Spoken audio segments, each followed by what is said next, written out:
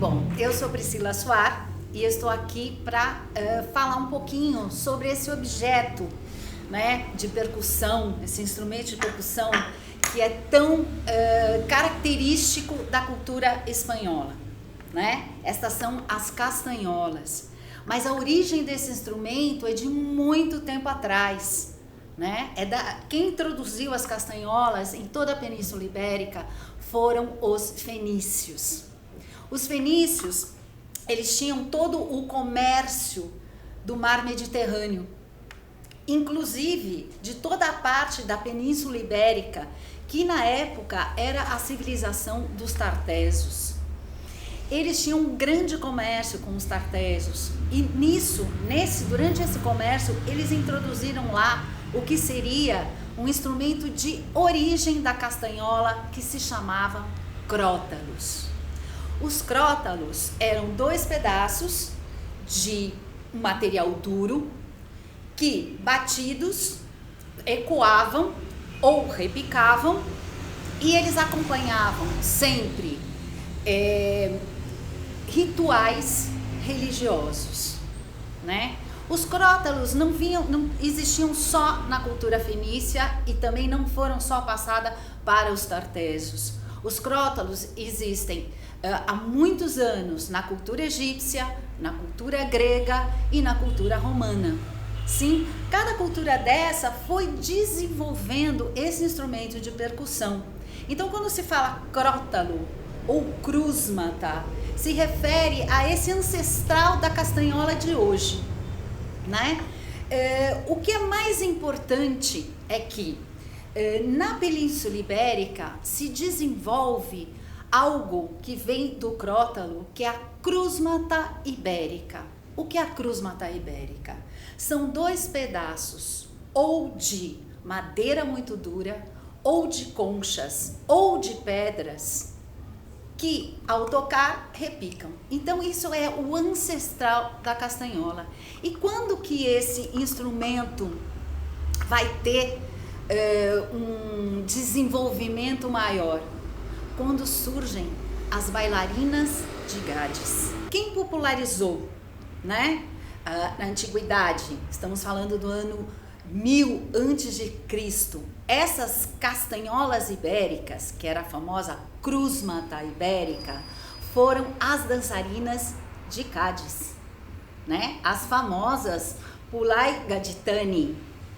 Elas faziam danças ao som dessa krusmata ibérica, que eram duas conchas em cada mão que elas repicavam, né? A krusmata ibérica ela é encontrada com conchas, com dois pedaços de madeira, sim, e com duas pedras.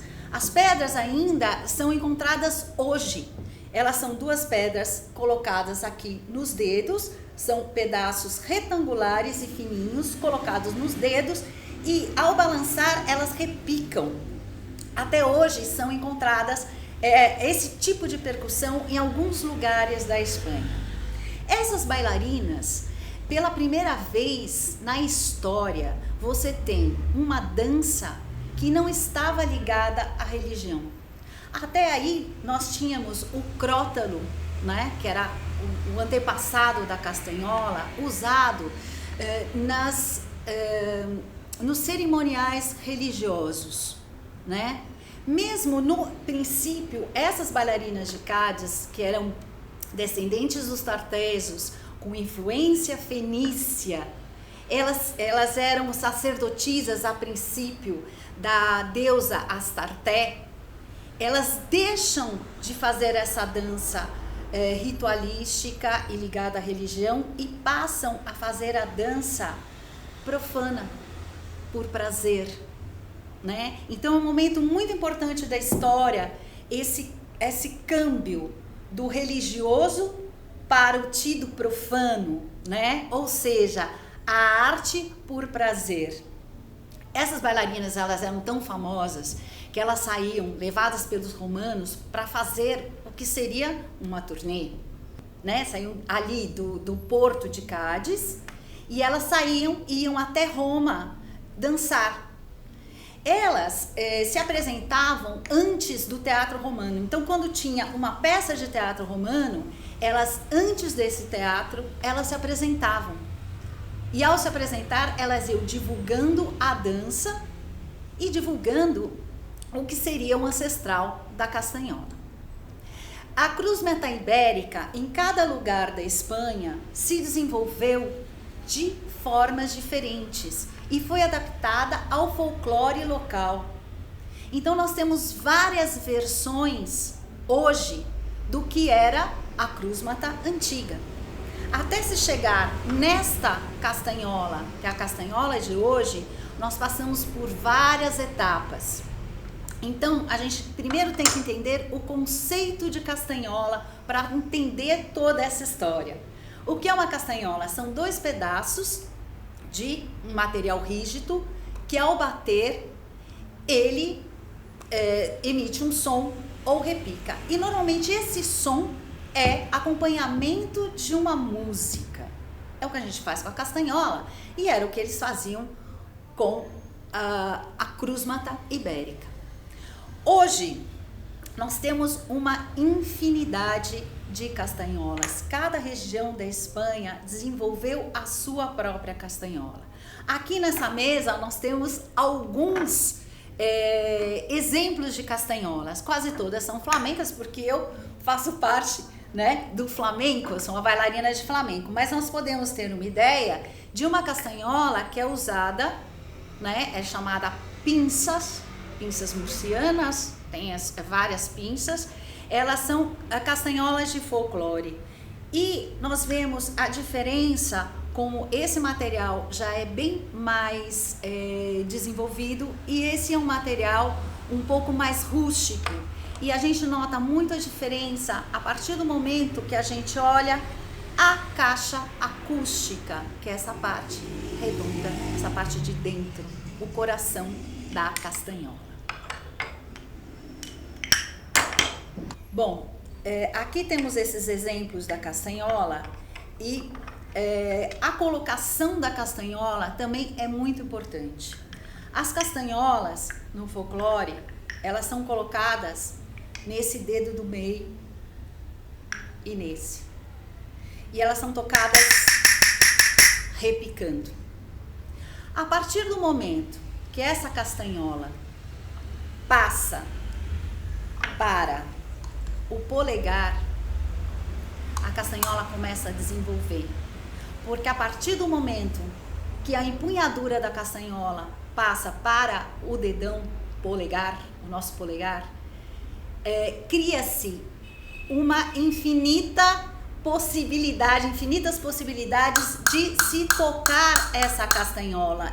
Bom, como nós vimos, os crótalos e a cruz-mata ibérica, em cada lugar da Espanha, que se desenvolveu segundo o material que ali se encontrava ou segundo a possibilidade que aquela cultura e aquele local tinha para fazer o seu instrumento de percussão, fazer a sua castanhola.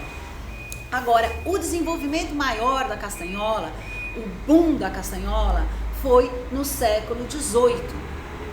Primeiro por quê? Porque se mudou a empunhadura da castanhola. Se passou a tocar aqui no polegar e não mais no dedo do meio.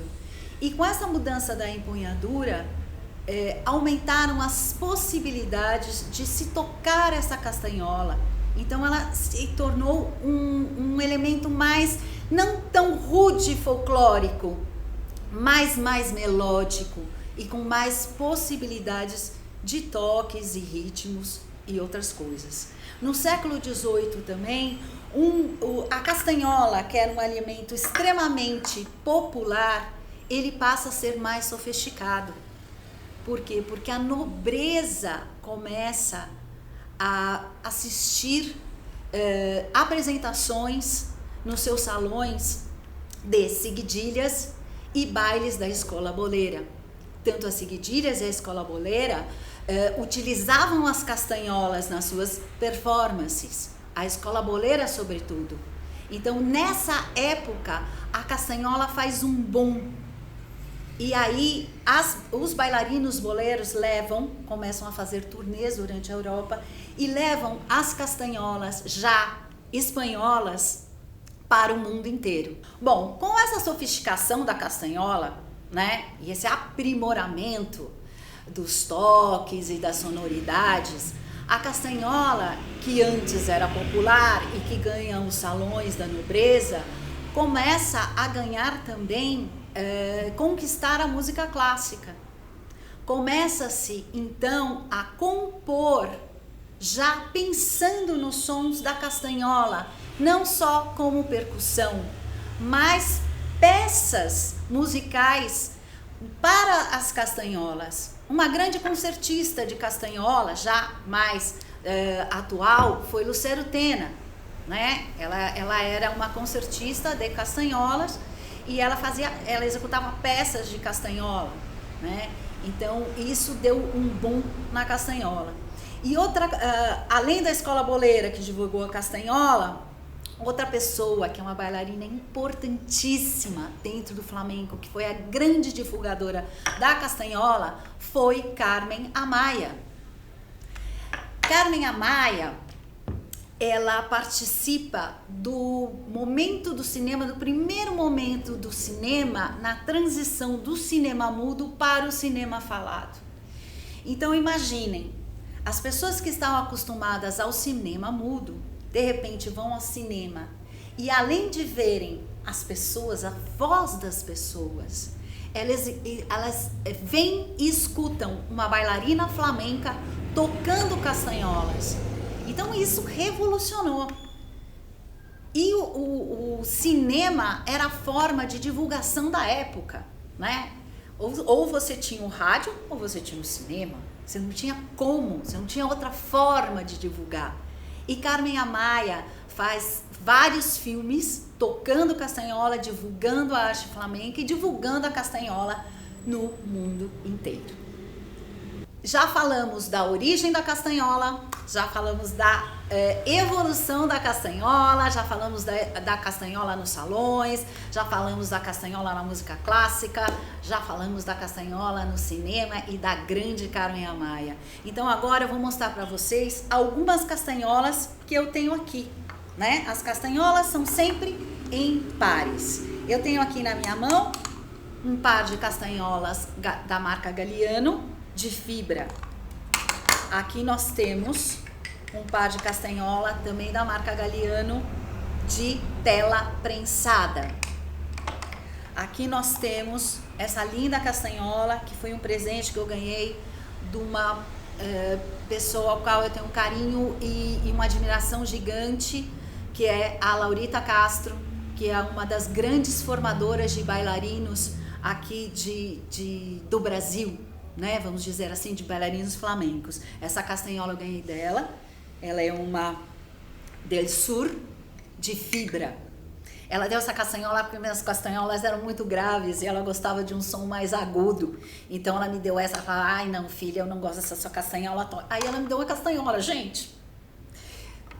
Coisas para ficar para a vida inteira. Aqui nós temos um par de castanholas Lucero Tena, que eu falei que era uma grande concertista. Então ela tinha uma marca própria de castanholas que existe até hoje, que é chamada Lucero Tena. Aqui eu tenho um par de castanholas de madeira. Aqui eu tenho um par de minúsculas castanholas que era da minha mãe na infância, que ela tocava, ela aprendeu a tocar. E agora eu vou mostrar para vocês as partes da castanhola. A castanhola é formada por duas partes. Sim, ela tem a parte de cima, que é a empunhadura, e a parte de baixo, que é a caixa acústica.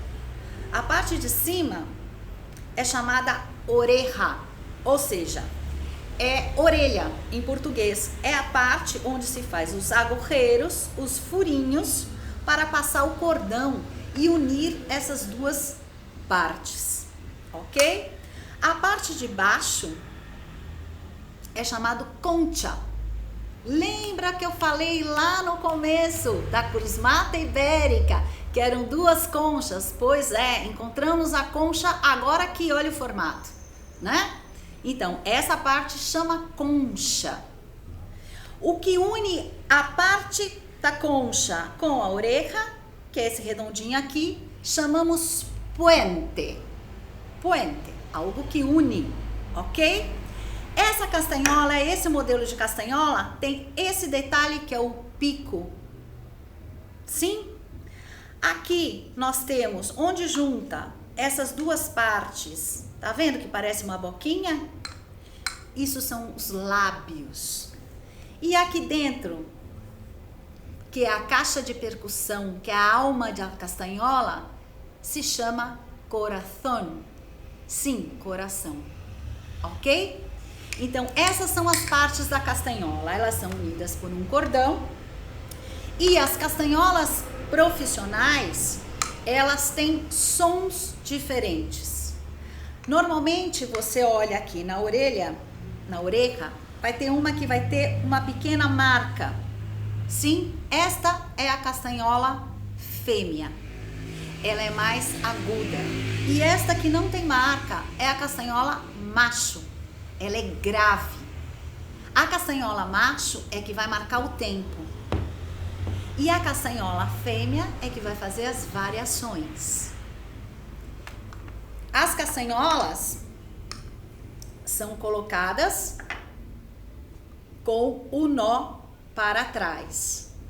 Esse nó, é um nudo que ele tem que correr, que é para poder ajustar ao dedo. Ele corre, ok? Então, nós colocamos a castanhola com o nó para trás e ajustamos na nossa mão. Essa aqui tá dura. Como que a gente vai ajustar? Bem aqui na unha, aqui no vértice da unha, e aqui fica entre essas duas articulações. Como nós vamos colocar o dedo nessa empunhadura? Ele não pode estar estendido, ele tem que estar curvado. E aí eu vou ajustar minha castanhola aqui. E vou fazer isso com as duas mãos.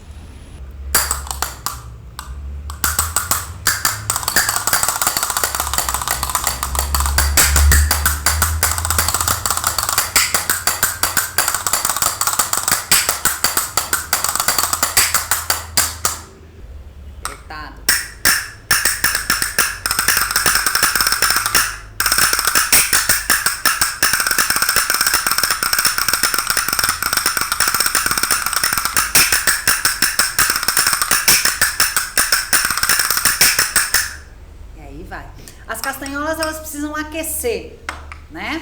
Você precisa aquecer a castanhola. Não tem como você pegar a castanhola e sair tocando. Você tem que deixar ela aquecida.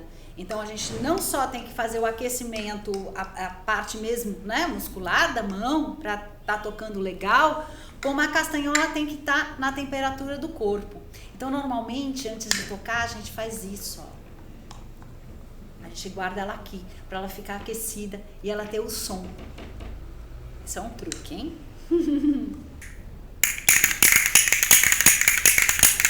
Mal dá pra fazer a carretilha porque não cabe a mão.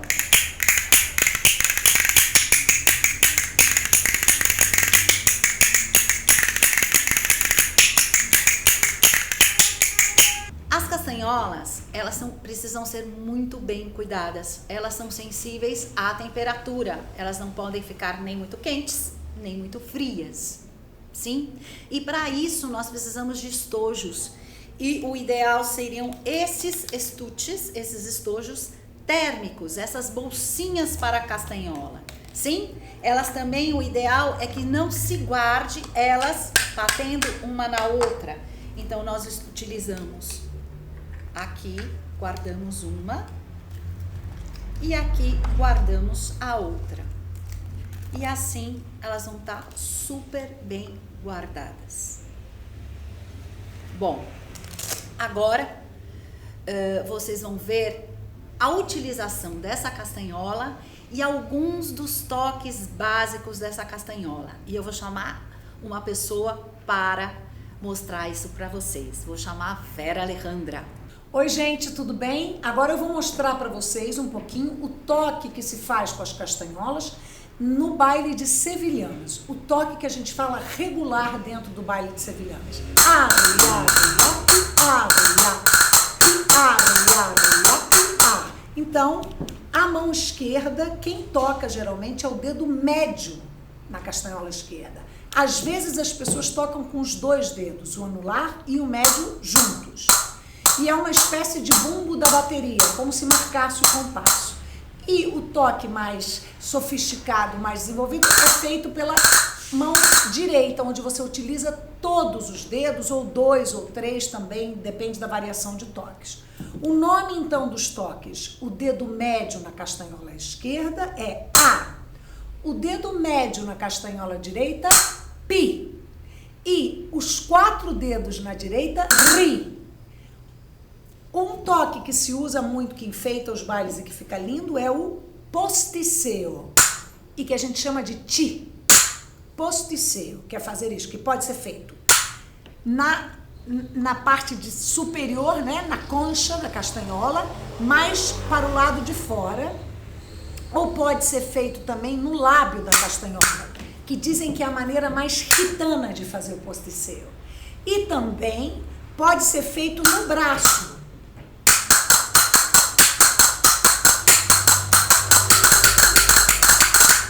Esses são os porticeos.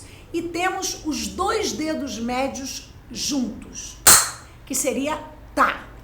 Hoje em dia, existem algumas pessoas e algumas escolas que ensinam, inclusive a maioria delas na Espanha, que o dedo médio pode ser dito a sílaba Tá, em vez de A, como, por exemplo, toda a minha geração que estudou castanholas aprendeu.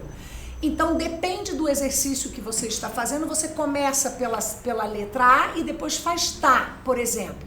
Ari, ari, api, tapi, tapi, tapi, ari, ari, api, tapi, tapi, tapi, ari, ari, api, tapi, tapi, tapi, tapi, tapi, tapi, tá. Em determinados exercícios, é importante você trocar esse som de A para Tá, porque fica mais fácil você cantar o toque. A técnica que a gente faz na castanhola para tirar um bom toque, ou seja, são os exercícios, você sempre começa a estudar a castanhola pelos exercícios de digitação, ou seja, você vai trabalhar a força do seu dedo e você vai usar a gema do seu dedo para tocar a castanhola, que é a bolinha que fica entre a unha e a impressão digital, nessa pequena diagonal do dedo, é o que a gente chama de gema do dedo.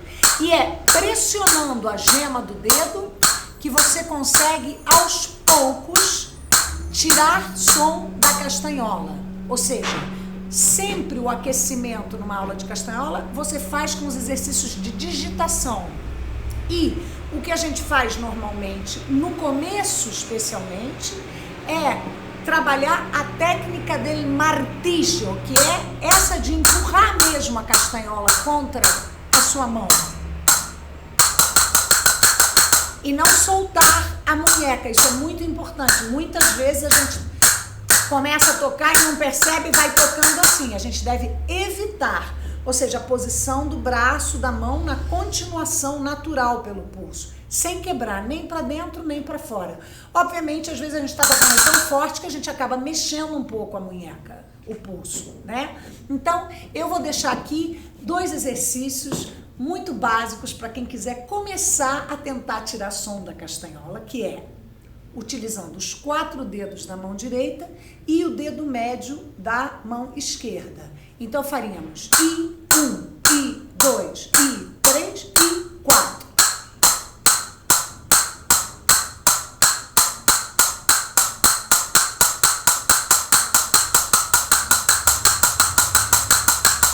Você pode começar lento e vai na sua velocidade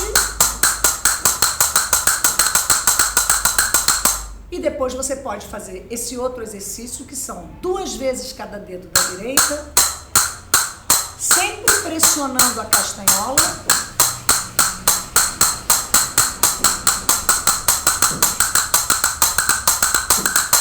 Esse tipo de exercício mais básico é sempre importante, quem toca a castanhola, sempre fazer, porque ele que vai te ajudar a tirar um bom som para a sua carretilha, que é o nome disso aqui.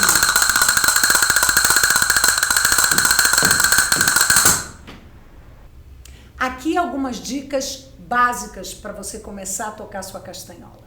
Os bailes onde mais se usam as castanholas costumam ser os bailes mais de festa, mas não somente. Então, os de festa seriam fandangos nas sevilhanas, que é clássico você poder tocar e bailar as sevilhanas com castanhola. Nos fandangos, muitas vezes se usa castanholas nos bailes por caracoles, que fazem parte das cantinhas, das alegrias. E no rondo, no flamenco mais rondo, o baile por seguirija pode utilizar as castanholas, ou o martinete a palo seco fica lindíssimo também com castanholas.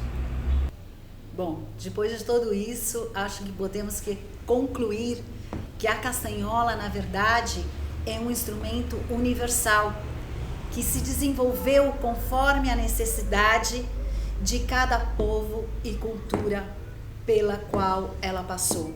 Mas foi na Espanha onde ela se desenvolveu e se tornou um instrumento nacional. Espero que vocês tenham gostado. Isto é flamenco. Bom, eu acho que vocês já podem imaginar o tema que eu vou falar e contar para vocês a história agora. Nós vamos falar sobre a história e a origem do abanico. Abanico em espanhol, leque em português.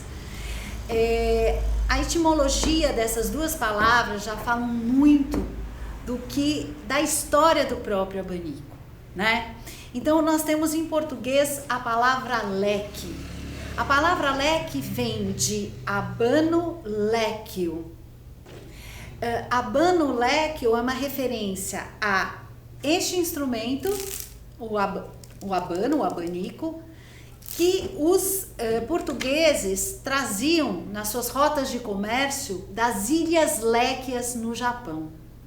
Então, leque vem de abano léquio, Ilhas Léquias, Japão. E por que em espanhol é abanico?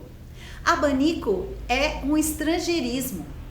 Eles pegaram a palavra abano do português e colocaram um diminutivo, abanico.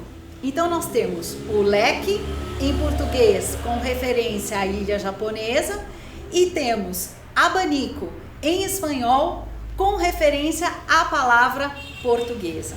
Isso já conta um pouco do que é essa história e do caldeirão que a gente vai começar a falar. Bom, abanico a gente tem que entender, leque ou abanico, a gente tem que entender como todo aquele instrumento que é usado para mover o ar. E a primeira vez que o homem teve necessidade de mover o ar foi para manter o fogo aceso.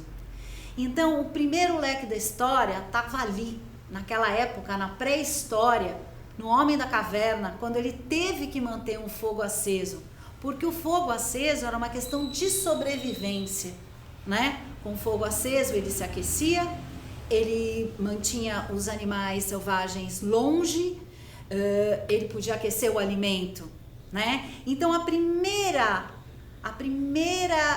surgimento do leque é para a sobrevivência. Logo depois, cada civilização foi desenvolvendo na sua história o seu próprio abanico, o seu próprio leque. Nós temos o leque no Egito Antigo, ele estava ligado à religião, né? Só os faraós e a família dos faraós podiam usar os leques. E os faraós eram como deuses na terra, né? Na Grécia também, eles eram usados dentro dos templos pelas vestais. Elas usavam os leques para manar os alimentos que eram para te retirar, né? Os insetos dos alimentos sagrados que estavam dentro dos templos. E na Roma Antiga também ele era usado. Só que ele era muito diferente desse leque aqui, que a gente vê que é um leque retrátil.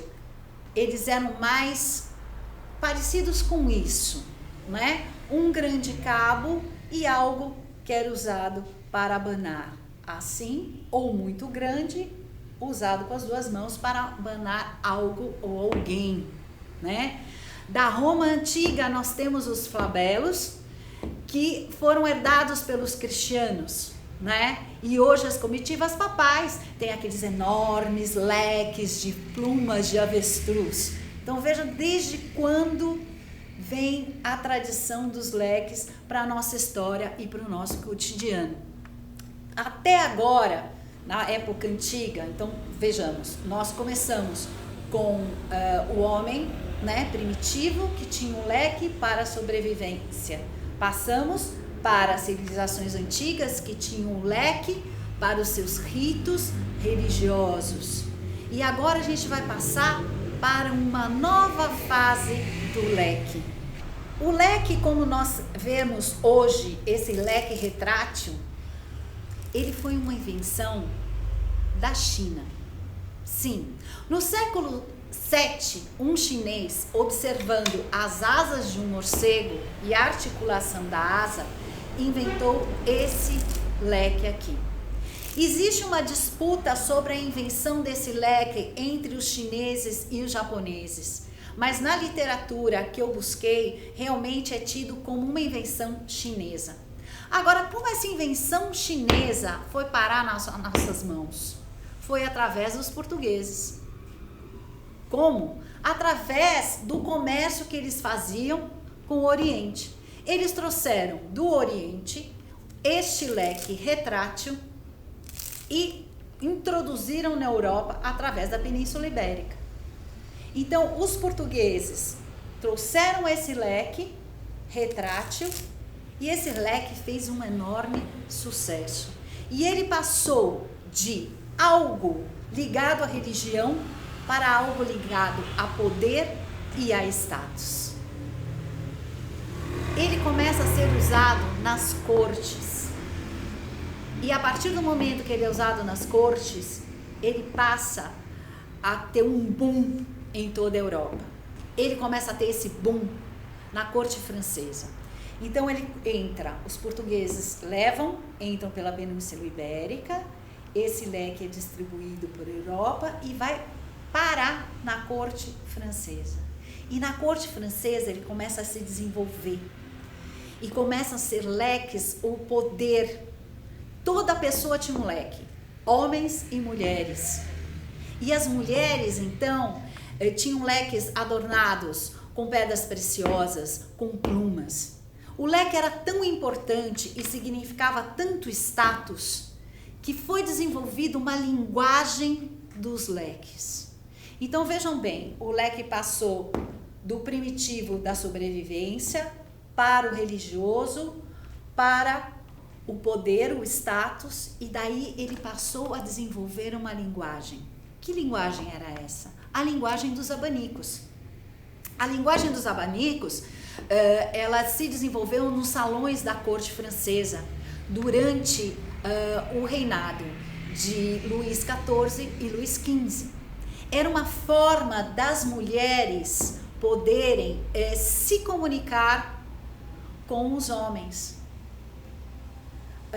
As donzelas e as jovens iam para os bailes, lá nos salões, e elas não tinham uma comunicação, né, com os seus pretendentes ou com os jovens que ali estavam da corte. Então se desenvolveu uma linguagem de abanicos.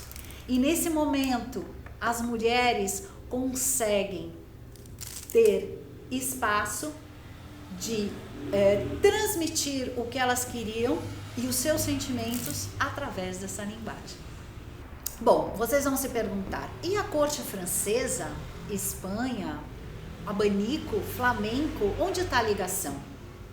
Bom, na época, a França ditava a moda e a conduta dos nobres e da corte. Todas as outras cortes dos outros países imitavam a França. E aí o que acontece? Esse hábito do leque é trazido e difundido em toda a Europa. Na Inglaterra, na Itália, todos começaram a fabricar os seus leques. E no século XVIII, começa a fabricação de leques na Espanha. Primeiramente, eles começam a fabricar esses leques em Madrid. Essa fabricação dos leques vai se tornando importante, até o momento que os maestros abaniqueiros de Madrid tentam montar um grêmio. O grêmio seria o que seria um sindicato para nós, um sindicato dos fabricantes de abanicos, mas eles não conseguem ter esse grêmio aprovado. Esse grêmio só vai ser aprovado em Valência, e é lá que a indústria abaniqueira é desenvolvida e é um grande centro de produção de abanicos até hoje. Lá é onde se estabelece a Real Fábrica de Abanicos Espanhola. Ali começa-se não só a produzir leques para os nobres, como começa-se a popularizar o leque e começa-se a fabricar os leques com outros materiais. Eles trocam as pedras preciosas e as plumas por madeira e tecido. Por que em Valência isso acontece e em Madrid não? Porque em Valência os mestres abaniqueiros conseguem sim formar um grêmio e ter reconhecida a profissão de mestre abaniqueiro oficialmente. Essa é a importância de ter um sindicato. E hoje, até hoje, lá é o grande centro de fabricação de abanicos na Espanha. Existe somente uma escola onde se forma no ofício de fazer leques, né? De fazer abanicos. Essa escola está em Cádiz, mas é só uma escola. Realmente, toda a produção que você tem de leques de importância hoje na Espanha está em Valência. Os abanicos se tornam um elemento essencial nos salões do século XIX e XX. Sim, por quê? Porque era através deste abanico que as moças se comunicavam com os rapazes. Como já citei lá, havia uma linguagem dos abanicos, era uma forma das mulheres, das moçoilas da época, se comunicarem com os rapazes e com os pretendentes. Era como temos um WhatsApp hoje. Veja que a necessidade de se comunicar é a mesma em qualquer época. E aí se usa os recursos que se tem às mãos. E o que tinha-se na época? Os abanicos. Então, cada posição ou forma que se abrisse esse abanico significava algo, alguma mensagem que você queria passar. Bom, agora eu vou falar para vocês um pouco sobre as partes do abanico. O abanico que nós temos, que é o retrátil. Retrátil por quê? Porque é esse que abre e fecha. Sim, que foi inventado por um chinês. Ele tem várias partes. E agora eu vou contar para vocês o que é cada parte dele. Então, temos aqui um abanico. Então, temos aqui essa parte, que são todas essas varinhas, que são varilhas. Toda essa parte, esse conjunto é chamado varilhaje. E são formados pelas varilhas. Que são isso? Aqui eu tenho um leque desmontado. Cada partezinha dessa de madeira. Ok? Cada parte dessa é uma varilha. E o conjunto delas é varilhaje. Ok? Elas são cortadas em blocos e montadas. Depois nós temos essa parte aqui, que é mais grossinha, que se chama fuente. Depois nós temos essa parte aqui, onde se apoia o dedão, que é chamada guarda-pulgar. Nós temos essa parte de tecido, né? Que é o país. E nós temos esta varilha, essa, onde é colado o tecido. Ela se chama guia. E alguns abanicos têm, como este aqui, um acabamento em renda, Este acabamento é chamado ribete.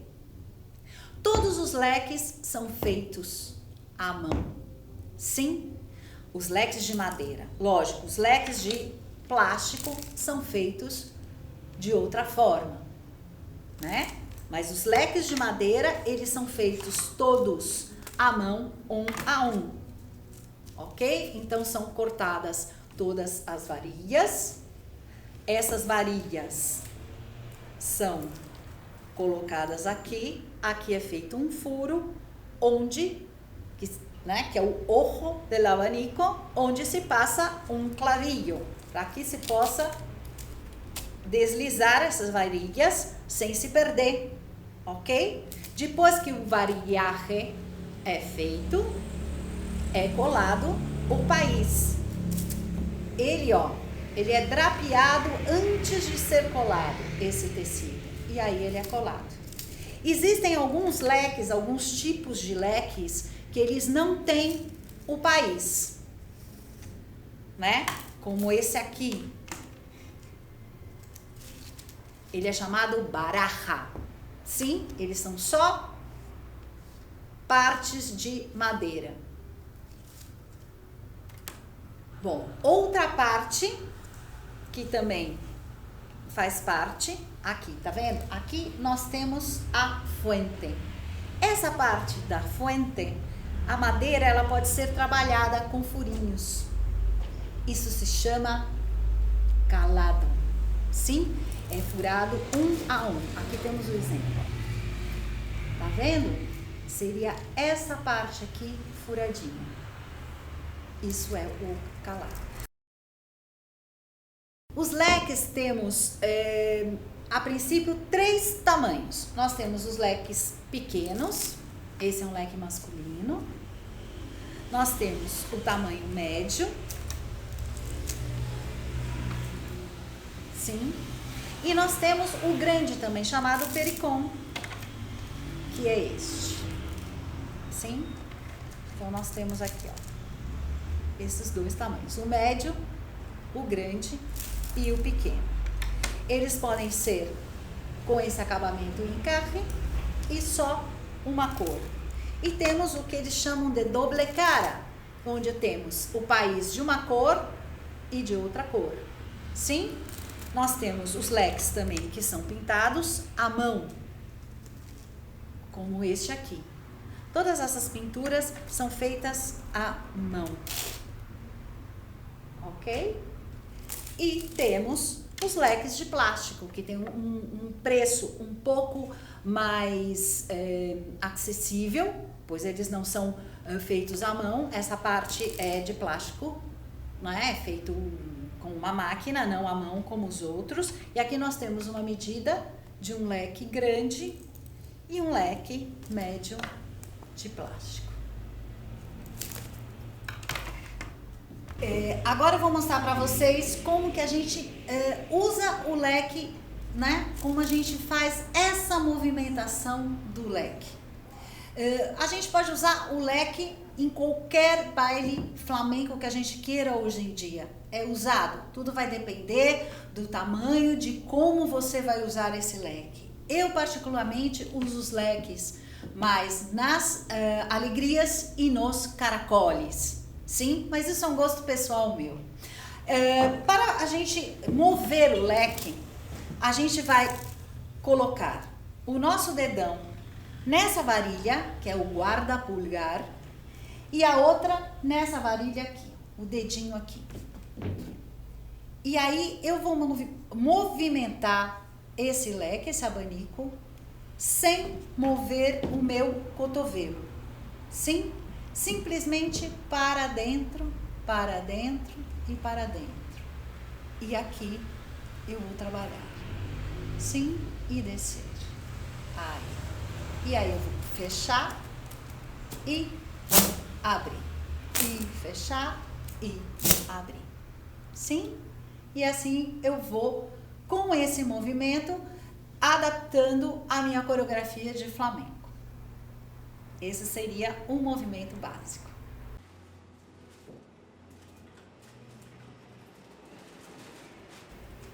Os sapatos no flamenco não são simplesmente figurino. Eles são peça fundamental. Eles são instrumentos de percussão. Bom, aqui nós temos vários exemplos de sapatos de flamenco. Esses sapatos de flamenco são todos feitos à mão. Cada parte dele é feita de uma forma para que tenha sons e sons diferentes. Então, nós temos aqui cravos na parte da frente e no salto do sapato, no tacon. Aqui nós temos uma borracha, que é para a gente não resvalar, não escorregar. Eles são de couro e costurados à mão com esse reforço. Nós temos mais um reforço na ponteira, que é o bico do sapato, e outro reforço aqui na lateral, para que o pé não faça isso.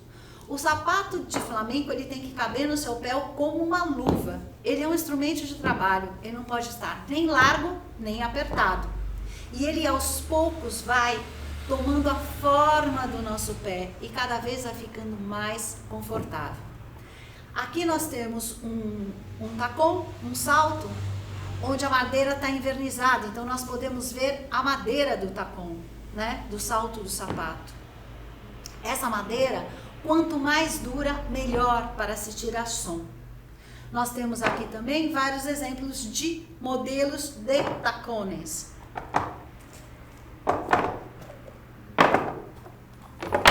Aqui nós temos o que chamamos de carrete, que é o que nós chamamos aqui no Brasil de carretel. Aqui nós temos um tacon reto, ele vem reto aqui. Aqui nós temos um tacon cubano, ele é muito parecido com a bota masculina. E aqui nós temos um carrete pequeno, veja, ele é quase esse, só que ainda menor. Então, nós chegamos à conclusão que você tem que escolher muito bem o seu sapato de flamenco, porque ele vai ser o seu instrumento de trabalho ou de lazer. E ele tem que estar muito confortável no seu pé. Bom, essa foi uma pequena introdução ao nosso instrumento de percussão que nós levamos nos pés, os sapatos de flamenco. Como nós já falamos anteriormente, o sapato de flamenco é um instrumento de percussão.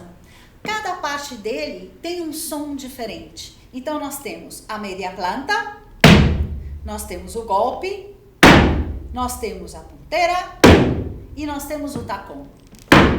E com esses sons nós vamos fazer música, nós vamos sapatear. E nós vamos fazer as movimentações tirando o som do sapato, que seria isso.